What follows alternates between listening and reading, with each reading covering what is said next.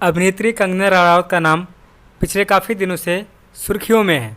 कारण सिर्फ एक सुशांत सिंह राजपूत प्रकरण। सुशांत सिंह राजपूत के बहाने बीजेपी और बिहार सरकार अपनी सियासी रोटियां तो सेक ही रही है, लेकिन कंगना रनावत भी अपनी संभावनाओं को तलाश रही हैं। कंगना रनावत की निगाह अब राजनीतिक सियासी गलियारों में अपनी पैठ बनाने पर है। कभी कांग्रेस का समर्थन करने वाली अभिनेत्री कंगना रनावत अब खुलकर कांग्रेस और उसके साथी पार्टियों का विरोध कर रही हैं। एक समय था जब यूपीए सरकार में गृह मंत्री रहे सुशील कुमार शिंदे ने कंगना रनावत की एल्बम को लॉन्च किया था। एल्बम का नाम था रज्जो। कंगना ने तत्कालीन गृह मंत्री सुशील कुमार शिंदे को रज्जो एल्बम की लॉन्चिंग के लिए मुख्य अतिथि के तौर पर बुलाया था और सुशील कुमार शिंदे भी ऐसे वक्त पर कंगना के एल्बम की लॉन्चिंग के लिए गए थे जब नक्सली हमले में कई जवान शहीद हो गए थे। यानी जिस समय उन्हें जवानों के लिए बयानबाजी करनी थी, जवानों के लिए अपने वक्तव्य जारी करने थे, उस समय वह कंगना रनावत के एल्बम रज्जो को लॉन्च करने पहुंचे थे। आज भी कंगना को गृह मंत्री का सपोर्ट मिल रहा है। तब सुशील कुमार शिंदे थे और आज अमित शाह। तब सुशील कुमार शिंदे खुद कंगना का समर्थन करने गए थे और उनके एल्बम की लॉन्चिंग की थी, और आज अमित शाह फोर्स देकर यानी वाई कैटेगरी की सुरक्षा देकर उनकी रक्षा कर रहे हैं और उनके साथ हैं। कंगना बिल्कुल उसी अंदाज में अपने कदम आगे बढ़ा रही हैं जिस तरह से एक राजनीतिक से जुड़ा शख्स अपने कदम आगे बढ़ाता है। सुशांत सिंह केस में अगर किसी का फ़ायदा हो रहा है तो वह बीजेपी का, बिहार की नीतीश सरकार का और महाराष्ट्र में सिर्फ कंगना रनावत का। अब कंगना रनावत न खान गैंग की बात करती हैं, यानी कि न सलमान की बात करती है, न शाहरुख की बात करती है, ना आमिर खान की बात करती है, और ना ही रिया चक्रवर्ती की, और ना ही अब सुशांत की बात कर रही हैं, क्योंकि सुशांत की बात तो बीते जमाने की बात हो गई है। पहले लड़ाई कंगना बनाम खान गैंग था, फिर कंगना बनाम रिया चक्रवर्ती हुआ, फिर कंगना बनाम शिवसेना और कंगना बनाम सोनिया गांधी, और कंगना बनाम महाराष्ट्र सरकार से होते हुए justice for Sushant via BJP पहुँच चुकी है। 2017 में उत्तर प्रदेश विधानसभा चुनाव से पहले एक महिला का नाम रातों रात सूबे की राजनीति में छा जाता है। नाम है स्वाति सिंह। जी हाँ, ठीक पहचाना, ये वही स्वाति सिंह है जिनके पति दयाशंकर से बसपा प्रमुख मायावती के खिलाफ आपत्तिजनक शब्द कहे थे, जिसके बाद बीजेपी द्वारा उन्हें निकाल दिया जाता है।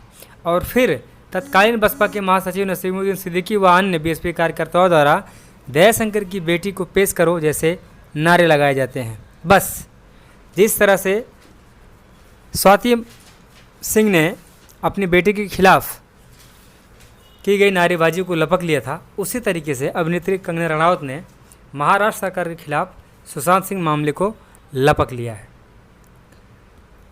दयाशंकर की बेटी पेश करो जैसे नारे को उनकी पत्नी स्वाति सिंह ने लपक लिया और रातों रात बसपा की नींद उड़ाकर रख दी।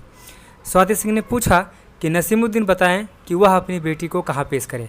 बसपा के पास इसके लिए कोई जवाब नहीं था, जिसके बाद बीएसपी की चौतरफा आलोचना हुई और परिणाम यह रहा कि स्वाति सिंह, जिनके पति को बीजेपी ने निष्कासित किया था, उस स्वाति सिंह को बीजेपी ने टिकट दे दिया और आम लोगों का समर्थन मिलने के साथ ही वोटरों ने भी स्वाति सिंह का समर्थन किया और उन्होंने चुनाव जिताया और उन्हें विधानसभा पहुंचाया। और फिलहाल स्वाति सिंह यूपी सरकार में मंत्री हैं। यानी कि रातों रात स्वाति सिंह स्टार बनकर उभरी और न सिर्फ बीजेपी के लिए फ़ायदेमंद साबित हुई, बल्कि बसपा के लिए एक काल बनकर आई। ठीक उसी तरीके से कंगना रनावत भी महाराष्ट्र में उभर कर सुशांत केस के बहाने सामने आई हैं और इससे निश्चित तौर पर बीजेपी का फ़ायदा होने वाला है। स्वाति सिंह के ही नक्शे कदम प्रतीत हो रहा है कि कंगना रनावत भी चल चुकी हैं। पहले मुंबई की तुलना पीओके से करना हो और फिर उन्हें गृह मंत्री द्वारा वाई कैटेगरी की सुरक्षा देना, उसके बाद शिवसेना का उलूल जुलूल बयान आता है और फिर सोशल मीडिया पर कंगना के लिए प्यार उमड़ता है और फिर कंगना द्वारा उद्धव का घमंड तोड़े जाने की बात कहना यह दर्शाता है कि कंगना भी स्वाति सिंह के नक्शे कदम चल रही हैं और विपक्षी को उन्हीं की तरह ही जवाब दे रही हैं। यह सब राजनीति है, इससे इनकार नहीं किया जा सकता। कंगना भी अब राजनीतिक समीकरण देख रही हैं। वहीं दूसरी तरफ कंगना की मां व अन्य परिजनों ने कांग्रेस का साथ छोड़ बीजेपी का कमल थाम लिया है। गृह मंत्रालय द्वारा कंगना को वाई कैटेगरी की सुरक्षा देकर यह साफ कर दिया गया है कि वह कंगना के साथ है। राजनीतिक पंडितों के मुताबिक कंगना का इस्तेमाल महाराष्ट्र सरकार के खिलाफ बीजेपी करना चाहती है। संभव यह भी है कि महाराष्ट्र सरकार को स्थिर करने के लिए या फिर महाराष्ट्र में अस्थिरता फैलाने के लिए कंगना को बीजेपी आगे करके लड़ाई लड़ना चाह रही है। बीजेपी कंगना का साथ महिला सशक्तिकरण के बहाने दे रही है, लेकिन इसका राजनीतिक हित भी जुड़ा हुआ है। इस बात से बिल्कुल भी इनकार नहीं किया जा सकता। यूपी की मंत्री स्वाति सिंह की तरह कंगना रनौत महाराष्ट्र सरकार से दो हाथ करने को तैयार हैं और साथ में कई संगठन भी उनके साथ हैं। ऐसे में लड़ाई दिलचस्प है। वही दूसरी तरफ सुशांत केस को लेकर बिहार में राजनीतिक दांव बीजेपी खेल रही है, यानी एक तीर से दो निशाने। सुशांत तो गए, लेकिन कंगना और बीजेपी के लिए संजीवनी दे गए, क्योंकि बिहार चुनाव में बीजेपी के पास कोई अच्छा ना तो स्लोगन बचा है, ना ही कोई अच्छा बहाना बचा है। बिहार में किस तरह से विकास हो रहा है ये जगजाहिर है। बिहार की बर्बादी किस तरीके से हो रही है ये सब जगजाहिर है। किस तरह से एक पुल 24 घंटे में टूट जाता है ये दुनिया देखती है। बहरहाल अब ये देखना है कि कंगना किस तरीके से बीजेपी के लिए संजीवनी देती है। खबर फॉर इंडिया की रिपोर्ट।